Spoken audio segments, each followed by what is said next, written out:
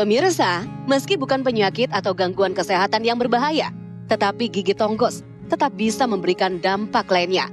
Masalah gigi dan mulut ini dapat mengganggu penampilan dan mengurangi rasa percaya diri tentunya. Gigi tonggos sendiri merupakan salah satu dari kondisi yang dinamakan maloklusi, kondisi yang tak normal antara lengkung gigi atas dan bawah ketika rahang dalam keadaan tertutup. Lantas sebenarnya, apa sih penyebab gigi tonggos pada anak? Ternyata ada banyak faktor yang diduga menjadi penyebab gigi tonggos. Hal ini bisa berupa faktor alamiah hingga kebiasaan buruk yang kerap dilakukan pada masa kanak-kanak. Berikut beberapa penyebab yang memicu gigi tonggos pada anak. Pertama, kebiasaan ngedot hingga balita. Jika anak terus-menerus melakukan kebiasaan ini hingga usia prasekolah, risiko gigi tonggos dapat meningkat. Kedua, sering mengisap jempol. Kebiasaan mengisap jempol dapat mengubah bentuk rahang dan membuat gigi menjadi lebih maju.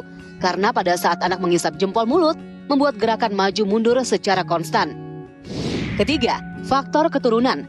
Jadi, anak dengan keluarga yang memiliki riwayat gigi tonggos juga akan berpotensi untuk memiliki masalah yang serupa karena adanya gen yang diwariskan kepadanya. Keempat, rusaknya gigi susu. Meski hanya gigi sementara, jangan biarkan gigi susu rusak begitu saja. Sebab gigi susu yang rusak parah tanpa mendapatkan perawatan akan membawa dampak buruk bagi pertumbuhan gigi tetap anak kelak. Kelima, gigi susu dicabut sebelum waktunya. Gigi susu yang goyang memang salah satu alasan gigi harus dicabut agar gigi permanen bisa tumbuh. Keenam, kebiasaan menggigit benda keras.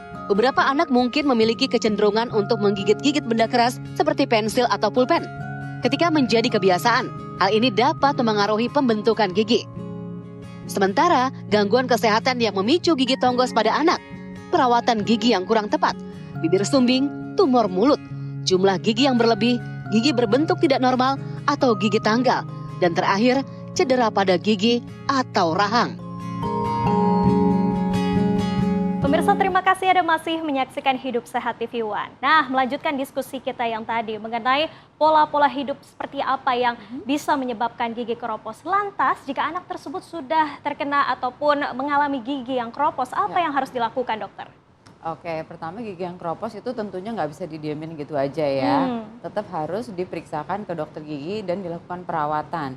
Biasanya perawatan yang kita bisa lakukan adalah kalau masih lubang giginya itu keroposnya belum sampai ke tempat syaraf, kita masih bisa tambal. Kemudian kalau misalnya udah sampai kena syaraf, terpaksa kita lakukan perawatan saluran akar atau rawat syaraf gigi.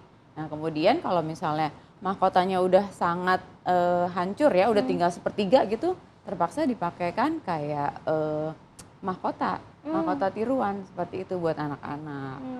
Nah, cuma yang tidak kita inginkan adalah dampaknya kalau misalnya tidak dirawat.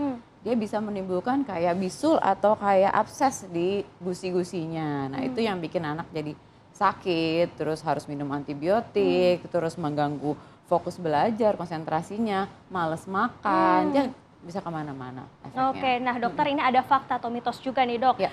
Gigi yang berlubang pada anak jika diabaikan dapat menyebabkan sinusitis pada anak. Fakta atau mitos dokter? Oke, konteksnya di sini anak adalah di mana anak memiliki periode gigi susu ya. Oke, kalau sinusitis itu kita tahu adalah radang dari rongga sinus. Ya, rongga sinus ada di sini sama di sini ya. Nah, kalau misalnya pada anak-anak gigi susu itu akar giginya tuh masih agak pendek. Nah, kalau misalnya rongga sinus itu letaknya itu di atas gigi geraham pertama gigi dewasa. Gitu. Jadi untuk anak-anak yang kurang lebih kita hitung ya, 6 tahun gigi geraham pertamanya tumbuh ya. Tumbuh sempurna 1,5 tahun kemudian mahkota dan akarnya sempurna. Nah, kemudian jika rusak nih dalam 1,5 tahun, dalam 1 tahun rusak gitu ya. Nah, itu sekitar 8,5 tahun, 9 tahun. Nah, itu bisa memicu sinusitis. Nah, gitu. Karena radang di ujung akar gigi geraham itu bisa sampai ke dasarnya sinusitis gitu ya. Tapi nggak cuma itu aja ya penyebab sinusitis ya. karena dia itu kan termasuk penyakit alergi juga. Dan jadi ada penyebab-penyebab lain iya, selain gigi ini sendiri ya. Kalau flu yang nggak tuntas juga terus-menerus juga bisa menyebabkan sinusitis. Oke. Nah dokter, ini ada pertanyaan dari Instagram nih. Oke. Sepertinya netizen ini juga penasaran ingin bertanya ke dokter Kalista. Nah langsung saja kita lihat. Nah wah sepertinya pertanyaannya banyak sekali ya dokter.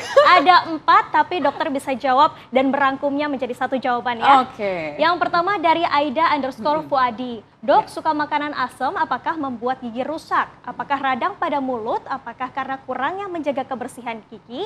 Kemudian dok, cara lama orang tua dengan mengunyah sirih dapat menjaga kesehatan mulut? Itu pertanyaannya. Kemudian ada dari jalan_bareng_mami. Dok, mencabut gigi pada anak dengan cara menarik pakai tali atau mencabut secara mandiri, apakah aman dok? Kemudian ada Fahmi.Safardi. Dok, izin bertanya, dok, cara mencabut gigi susu yang baik dan benar seperti apa supaya gigi anak saya rapi saat dewasa? Terima kasih. Dan yang terakhir ada dari Alfian Syah Junai. Dok, saya punya adik, dia punya kebiasaan menghisap jempol. Itu bisa mempengaruhi pertumbuhan giginya nggak ya dok? Silahkan dijawab dokter. Kita pendek-pendek aja langsung ya. Iya boleh, silakan dokter. Oke, makan makanan asam itu membuat gigi rusak? Iya betul ya, Oh, karena gitu? mengandung asid atau asam itu bisa bikin keropos gigi, email gigi. Ya, jadi kalau misalnya habis makan makanan asam bukannya nggak boleh ya pemirsa, jadinya tunggu 30 menit sampai 1 jam baru kita sikat gigi. Jadi supaya tidak larut mineral dalam giginya karena kita habis makan asam. Karena habis makan makanan asam itu emalnya jadi lunak. Seperti itu, jadi jangan langsung disikat. Gigi, ya, bukan, yang paling luarnya. Jadi jangan langsung disikat ya, supaya dia tidak larut mineralnya. Oke, yang kedua radang mulut maksudnya radang tonsil, amandel. Iya, Itu dokter. lebih ke infeksi virus ya. Jadi bukan karena gigi. Bukan karena gigi ya. Oke, kemudian mengunyah sirih. Nah, mengunyah sirih itu adalah tujuannya supaya karena sirih mengandung antiseptik.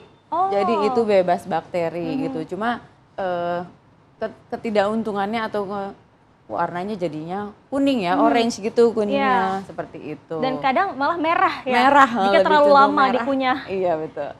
Oke, mencabut gigi pada anak dengan cara menarik pakai tali, ya itu sebenarnya aman-aman aja kalau giginya udah goyang. Goyangnya itu goyang ke depan, belakang, kanan, dan kiri. Jadi nggak apa-apa kalau kita cabut sendiri dokter, tanpa harus ke dokter gigi? Iya, kalau di rumah nggak apa-apa. Asal udah bisa goyang ke depan, kanan kiri depan belakang gitu. Dan pastikan tangan kita steril gitu. Dan kalau bisa ya pakai es batu dulu dikasih supaya agak kebas-kebas sedikit agar pendarahannya juga tidak terlalu banyak ya dokter. Betul sekali.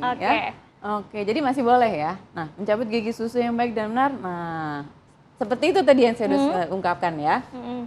Saya juga suka share tips-tips juga di Instagram saya tentang mencabut gigi susu yang baik dan benar. Kalau supaya biar giginya rapih gimana dokter? Oke, nah pertama kalau misalnya giginya udah goyang harus langsung dicabut. Atau kalau misalnya udah ada tanda persistensi atau gigi tetapnya udah tumbuh tapi giginya belum goyang, gigi susunya masih ada di situ. Iya, itu harus segera dicabut supaya nanti gigi tetap yang baru itu tumbuh di lengkung yang benar. Jadi menjauhkan anak-anak dari perawatan behel gitu. Sebisa mungkin kan nggak usah pakai behel ya. Gitu, pengen tetap rapi. Nah, kebiasaan menghisap jempol ya tadi kita udah lihat ya tayangannya di situ bisa menyebabkan gigi jadi tonggos, terus langit-langit jadi dalam ya. Kadang-kadang ngisap jempolnya ada yang begini, ada yang begini, ada yang begini. Ada 3 jari juga ya.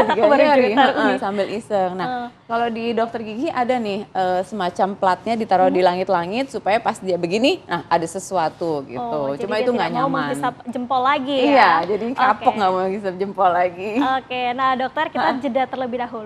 Usai jeda kita akan membahas fakta mitos berikutnya. Nah pemirsa, tetaplah bersama kami di Hidup Sehat TV One.